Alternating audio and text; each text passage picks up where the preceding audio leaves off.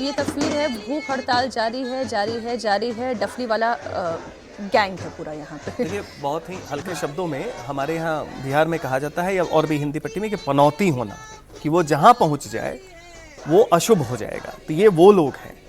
यहाँ पे सोनम वांगचुक 20 दिन से भूख हड़ताल पे बैठे हैं, पूरी मैच्योरिटी के साथ, कोई अनर्गल बयानबाजी नहीं, कोई राजनीतिक पहलू का ये नहीं, एक मुद्दे को लेके और छात्रों की बात कर रहे हैं। ये भी बता रहे हैं कि हमारे यहाँ भीड़ नहीं आ रहा है, समाज के लोगों को आना चाहिए, अपने तरीके से, गांधीवादी तरीके से कर रहे हैं। उनको जैसे ही आपने हटाया है, ये वो लोग हैं जी जो कि परजीवी हैं, दूसरे के इशू पे जाके अपना मौजूदगी करके उससे लाइमलाइट बटोरने की कोशिश करते हैं। इनकी कोई प्रतिबद्धता नहीं है। सोनम वांगचुक की जगह कल कोई और बैठेगा, वहां पहुंच जाएंगे। अब जैसे इनके दीपांकर भट्टाचार्य जो आईसा वाले हैं, ये लोग बैठे हुए हैं, वो तो राहुल गांधी के एडवाइजर हैं आज के डेट में।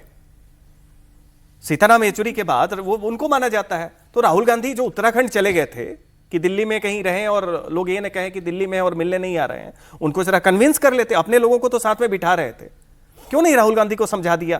बीजेपी ने सपोर्ट किया था ना अन्ना मूवमेंट को, यहां तो कांग्रेस ने नहीं किया।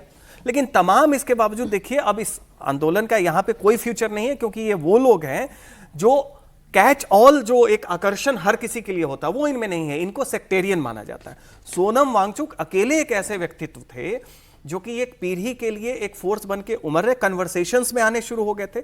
उनको हटाने के बाद जंतर मंतर पे इस मुहिम का कोई मतलब नहीं है। इस पे लोग ध्यान भी नहीं देगा, मीडिया की कवरेज भी खत्म हो जाएगी। ज्यादा से ज्यादा सोनम वांगचुक का क्या हुआ उस पे बात होगी। ये तो सोनम वांगचुक की तबीयत को लेकर जब भी कोई मेडिकल बुलेटिन आता है वो हम दर्शकों के सामने जरूर रखेंगे। शोएब रफा चूंकि उस वक्त जंतर मंतर पर मौजूद थे जब पुलिस ने ये पूरा एक्शन किया है, सफेद चादरें वहां पर पहुंची है, पुलिस वहां पर पहुंची है, तो इससे और ज्यादा बेहतर तरीके से शोएब एक तो हमें बता पाएंगे। शोएब, इस पर जानकारी दें कि पुलिस जब वहां पर पहुंची है, चूंकि वो एक सफेद टी शर्ट में पहुंची है और उस वक्त उन्हें प्रदर्शनकारियों ने रोकने की भी कोशिश की, तो क्या वहां पर गाली गलौज हुई थी? क्या सोनम वांगचुक के साथ कोई दुर्व्यवहार किया गया था? क्या खराब कोई भी ऐसा सबूत या कोई भी ऐसा स्टेटमेंट जो आप सुन पाए हो वो आप दर्शकों के साथ साझा करें।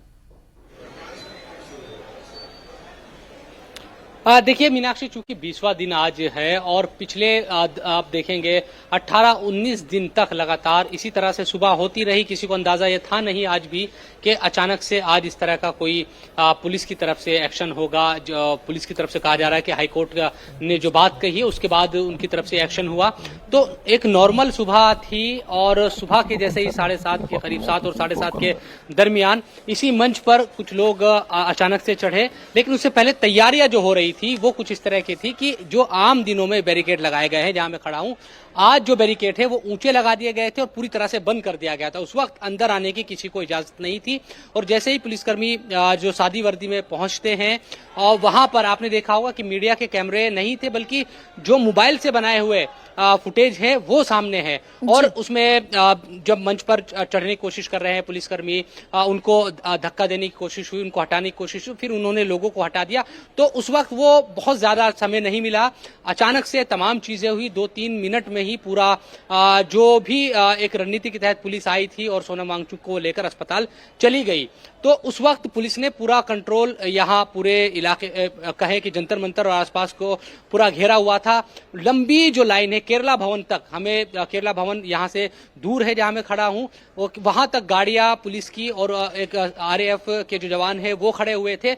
लेकिन जैसे ही ये पूरा घटनाक्रम हुआ उसके बाद क्योंकि हमने दिखाया भी और कई लोगों से बात भी की, ऑन रिकॉर्ड भी हमने पूछा कि भाई जो दीपके हैं वो कहाँ हैं, तो उनके कार्यकर्ताओं की तरफ से कहा गया कि जिस वक्त ये घटनाक्रम हुआ उस समय वो वॉशरूम गए थे और उसी दरमियान ये तमाम चीजें हो गई। कुछ देर के बाद पता लगा वो डिटेन हुए, लेकिन फिर थोड़ी देर के बाद ही हमें वो सामने नजर आए। तो ये पूरा घटनाक्रम इस तरह से हुआ। अब दीपके जो है वो तमाम जो बातें हैं वो उनकी तरफ से कही जा रही है, लेकिन अभी चंद आधा घंटा हुआ होगा इस घटनाक्रम के बाद, उसके बाद पुलिस जंतर मंतर से जैसे पहले का माहौल है उसी तरह से माहौल हो गया है। अब किसी को न रोक रही है, न किसी पर आने पर पाबंदी, न जाने पर पाबंदी।